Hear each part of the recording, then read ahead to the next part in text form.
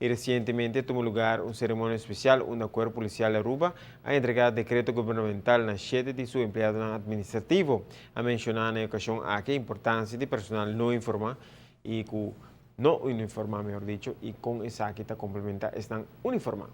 Mano policial ha pedido disculpas por tardanza, pero las cosas que está arreglando para el policía arregla para todo el besluit para el personal civil también, porque declara así, cada quien por cobra el salario que corresponde en su función o puesto de la organización.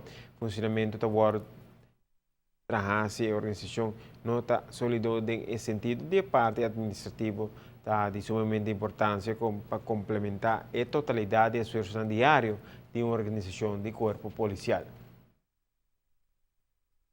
E bevorderingen aan kunnen samen dus position aan Panawado promover aí nos países aqui tem grupo grande assim né isso aí tá algo que tá tô contento e pode falar é grupo aqui tá hope dedicar você sente a dedicação e a amor que não tem para nossa organização e por exemplo é grupo aqui tá grupo hope especial para nós especial tá conhecido como uma organização desuniformada pero de qualquer organização uniformada tem gente também com nota uniformada e por exemplo o grupo aqui também é essencial para o trabalho de corpo policial e por exemplo tem que reconhecer input para assinar gente conforme com tudo vamos dizer diferente colegas que estão laborando no corpo policial está essencial.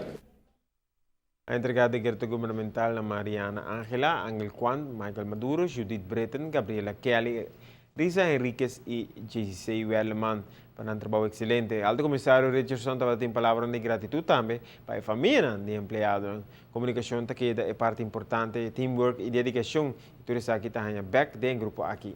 Va bien.